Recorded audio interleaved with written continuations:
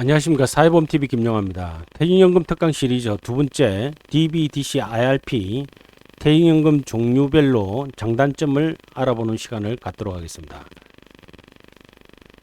퇴직연금 종류는 DB, DC, IRP, 확정급여형, 확정기회형, 개인형 퇴직연금 제도 세 가지가 있다고 보면 됩니다.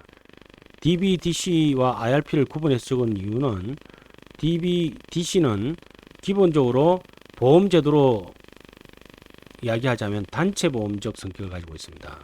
반면에 이 개인형 퇴직연금은 개인보험적 성격을 가지고 있죠. 그러니까 사업체 단위별로 단체로 가입하는 것이 DB/DC라면 개인형 퇴직연금은 개별 개인 계좌별로 가입하고 있다는 점에서 차이가 있습니다. 그렇죠. 제도 운용의 성격, 운용의 내용으로 보면 이 DC와 IRP가 유사한 성격을 가지고 있습니다. 확정기여형도 단체보험이지만 개별 근로자 1인당 개별 계좌를 동시에 가지고 있습니다. 그 개별 계좌를 가지고 있기 때문에 이 개별 계좌는 IRP하고 결과적으로 비슷한 거죠. 먼저 확정급여형 DB 제도는 Defined Benefit, 확정됐다는 거죠. 급여가 확정됐다는 겁니다. 장기간 가입해야 되는 이 퇴직연금 제도의 경우에 있어서는 결국은 부담하는 금액과 받는 금액이 hen가총액이 같아져야 됩니다. 같아져야 되는데 그 두 개 중에서 동시에 둘 다 확정지어서 운용할 수는 없습니다. 받는 것과 부담하는 것 중에 미래의 이 수익률 변동이라는 운용 과정에서의 이자율의 차이가 날 수 있는 그러한 변동성에 따라서 변동성이 존재하기 때문에 결국은 DB, DC 둘 중 하나가 되어야 됩니다. 즉 받는 것을 확정시켜서 그 변동성 결과에 따라서 부담하는 것을 달리하든지 아니면 DC와 같이 부담하는 것을 확정시키고 변동하는 것에 따라서 받는 것을 변동시키는 그러한 방법을 가든지 DB, DC 결국은 우리가 일정액을 받도록 하는 것은 비슷하지만 결과적으로 이 부담하는 것을 확정시키느냐 받는 것을 확정시키느냐에 따라서 다른데 DB는 받는 것, 받는 연금액을 확정시키는 겁니다. 받는 연금액을 확정시키기 때문에 연금을 받는 근로자 입장에서 불확실성이 없어지죠. 리스크가 없다라고 미래 리스크가 없다는 거죠. 미래 운용 수익에 따라서 변동할 수 있는 리스크가 DB형에 있어서는 없다. 그러니까 이 연금을 받는 것은 근로자이기 때문에 근로자가 그 변동성, 위험성을 지지 않는 제도다라고 할 수 있습니다. 반면에 이제 사용자는 그 받는 것을 확정돼 있지만 부담하는 것이 변동하기 때문에 운용 수익 결과에 따라서 비용 부담, 즉 급여에 지급하는 퇴직급여에 필요한 부담액이 더 커질 수도 있고 작아질 수도 있습니다. 그런 점에서 운용 수익이 근로자 입장에서만 중요한 게 아니라 사용자 입장에서도 굉장히 중요합니다. 그런데 우리나라의 많은 기업주들은 사실은 DB형 퇴직연금 제도를 가입해 놓고 이걸 잘 운용해야 결국 비용 부담이 작아지는데 운용에 대해서 신경을 안 씁니다. 이게 굉장히 잘못된 거죠. DC 같은 경우에 있어서는 하고 좀 다른 이 DB형은 사용자가 운용 수익에 적극적으로 적극성을 가지고 임해야 됩니다. 왜냐하면 그리고 이제 근로자 입장에서 받는 퇴직급여가 일정하다는 것은 한국의 DB형은 사실은 매우 미국이나 그 유럽에 있는 DB하고 좀 다릅니다. 한국의 DB는 과거 1961년도에 만들어졌던 퇴직금 제도, 법정 퇴직금 제도, 즉 1년 근무 시마다 1개월치의 임금을 추가적으로 퇴직 시에 지급해야 되는 것. 이 퇴직금, 이 법정 퇴직금 제도의 금액만큼을 이 DB형 퇴직연금 제도에서도 주도로 가는 것이 바로 학정급여형입니다. 그래서 우리나라 DB는 과거 근로기준법 하에 법정 퇴직금 제도의 역사를 그대로 가지고 있는 그런 제도라는 점에서 다른 유럽이나 미국의 DB형하고는 성격이 좀 다르다라고 할 수가 있습니다. DC는 아까 DB 설명하고 반대죠. 비용 부담에 대한 보험료 부담을 확정시킵니다. 사실은 우리가 원래 퇴직금이라는 것은 법정 퇴직금이라는 것은 퇴직 시에 임금 총액, 그러니까 평균 임금이라고 이야기하죠. 법으로 이야기하면 평균 임금액을 근속 연수에 따라서 1년 근무하면 1년 1개월치, 2년 근무하면 2개월치 지급하는 건데 그러다 보니까 그것이 1년 근무할 때 1개월치의 임금을 주는 거죠. 그래서 우리 후불 임금이라고 이야기하는데 이것을 이 DC형은 아예 매년 정산해 버린다고 생각하면 됩니다. 기업주 입장에서 퇴직 시까지 근로자는 물론 이 퇴직연금을 받기 위해서는 퇴직 시에 받을 수 있지만 근속 기간 동안에 가입한 기간 동안에 비용 부담은 이 사업주 입장에서는 매년 1년에 한 번씩 정산해 버린다 이렇게 생각하면 됩니다. 그래서 한 달치니까 임금 총액의 연간 임금 총액 12분의 1이죠. 그래서 우리가 보험료율로 계산하면 보통은 0.083333 해서 8.333%라고 이야기하는데 그 이유는 바로 12분의 1인데 1 나누기 12 하면 0.083333이 되죠. 그래서 이걸 퍼센트로 환산하면 8.3%, 8.33%, 8.333%. 우리가 그냥 잘라서 8.33%라고 그냥 자르는 거죠. 그렇게 운용하는 것이 이 DC형이다라고 할 수 있습니다. DC형은 그 사업주 입장에서는 딱 부담하고 끝나죠. 그런데 근로자는 일단 사회적립된 돈을 운용할 책임이 있습니다. 자기가 잘 운용하면은 똑같은 돈 가지고도 더 많은 연금을 받을 수 있고 잘못 운용하면 똑같은 돈 가지고도 적은 돈을 받을 수가 있습니다. 그래서 운용 책임이 근로자한테 있는 것이 DC형이다. 그러니까 그만큼 이제 운용에 따른 리스크를 근로자가 진다는 점에서 근로자가 다소 기피한 제도다라고 할 수가 있는 거죠. 과거에 이제 우리가 2020년까지는 DB형을 사용자 입장에서도 끌이지 않았던 이유는 사회 적립해야 될 돈을 초기에는 80%만 적립하면 됐었습니다. 그렇지만 2019년, 20년에는 90%, 2021년 이후에는 100% 적립하도록 되어 있습니다. 그러다 보니까 이제 좀 달라진 거죠. 그런 측면에서 이제 뭐 사용자 입장에서는 DB형이 반드시 유리하냐?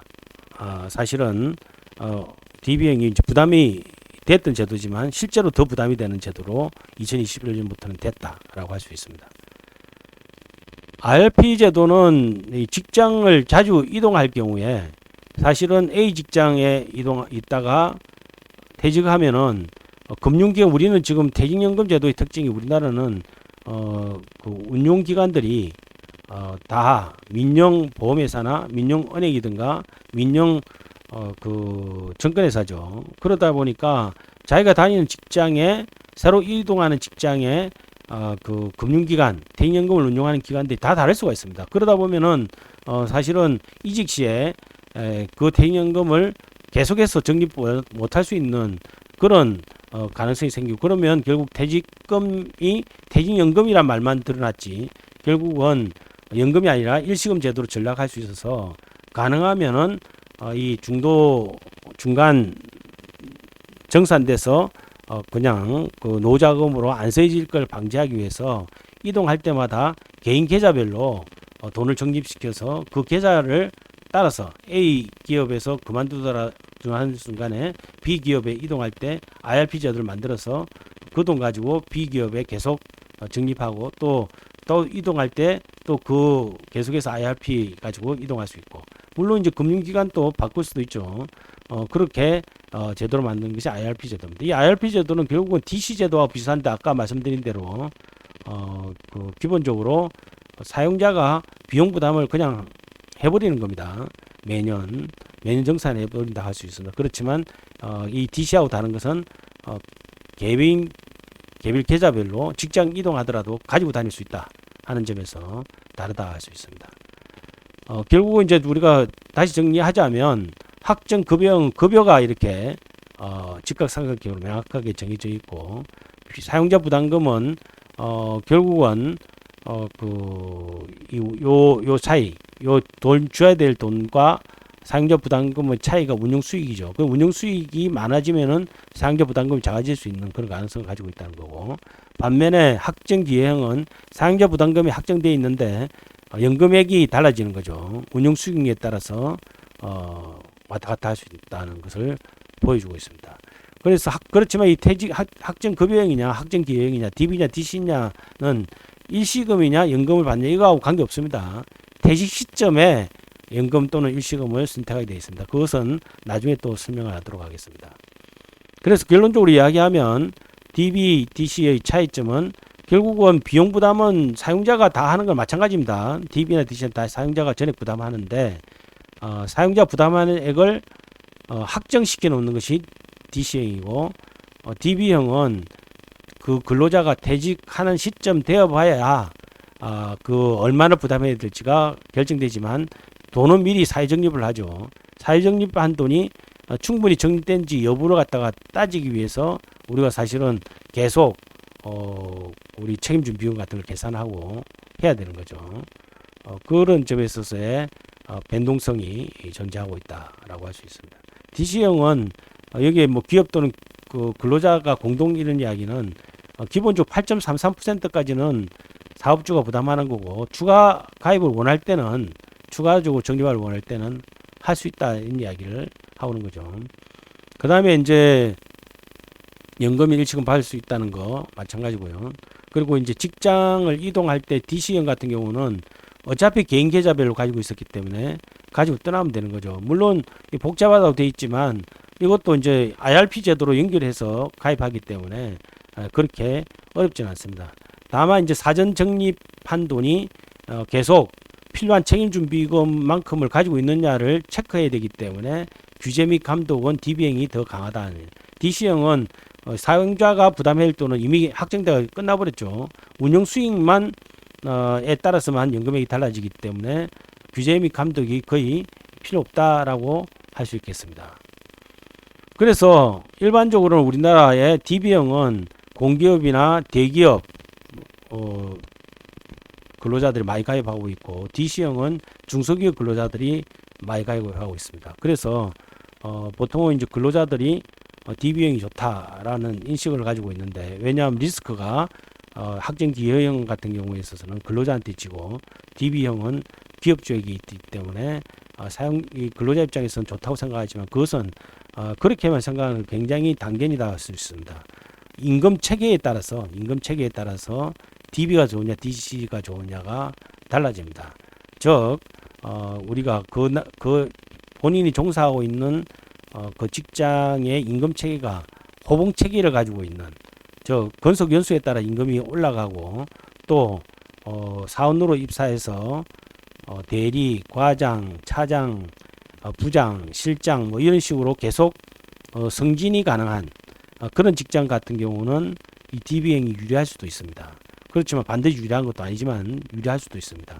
반면에 그 DC형 같이 예를 들면 우리가 연봉급이 정해져 있고 또 건속 연수가 늘어난다고 해서 임금액이 증가되지 않을 수도 있는 그런 직장 경우에 있어서는 DB형보다 DC형이 유리할 수도 있습니다. 그런 점에서 우리가 좀 구분해서 판단해야 된다고 생각할 수 있고요. 특히 그러니까 결국은 본인이 근속 기간 중에 임금 상승액이 이 상승률이 있고, 그 다음에 그 이자율, 수익률의 이자율의 변동이 있을 수 있는데, 그러니까 임금 상승률이 근속 우리가 보통 이제 호봉 승급에 따라서 생길 수 있는 그런 것까지 포함한 그러한 임금 상승률이 이자율보다 클 수 있는 직장은 DB형이 유리한 거고요. 반면에 임금 상승률보다 이자율이 더 클 수 있는 그런 상황에서는 DC행이 유리할 수 있다라고 할 수 있습니다. 실제로 우리 지난주에 제가 이미 말씀드렸지만 이 그 DCB, DC, IRP를 정권에서 보험회사, 은행별로 비교를 한 겁니다. 일단은 이제 원리금 보장형하고 원리금 비보장형이 있는데 이건 나중에 또 설명하겠습니다만은 원리금 비보장형이 수익률이 훨씬 더 높죠. 훨씬 더 높은 것으로 나타나고 있습니다.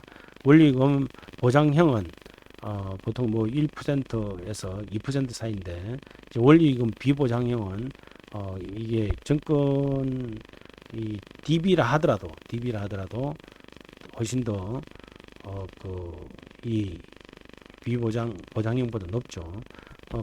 여기도 이제 주식 투자 때문에 그렇다는 건 지난주에 이야기했습니다만은 결국은 이제 원리금 비보장형을 예를 들면 이 DB하고 DC를 비교해 보면 DC하고 IRP가 수익률이 훨씬 더 높지 않습니까?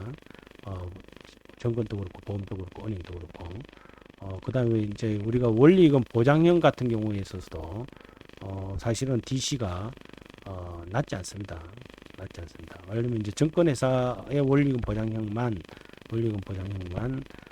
DB가 좀 높은 것으로 나타나지만 이거는 우리가 주식 투자 비중 때문에 그런 것이고 기본적으로 차이가 있다라고 할 수 있습니다. 그래서 장기적으로 물론 이제 이거는 2, 4분기의 운용 결과이기 때문에 2021년 4분기의 운용 결과이기 때문에 장기적 운용 수익이라고 다를 수 있습니다. 그렇지만 기본적으로 DC가 DB보다 수익률이 이 정도 큰 차이가 계속될 수 있다라고 생각하면 사실은 임금 상승이 이렇게 되기가 쉽지 않죠.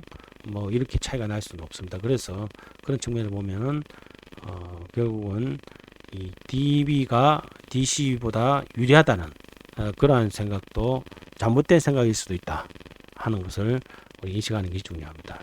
사회보험TV였습니다. 감사합니다.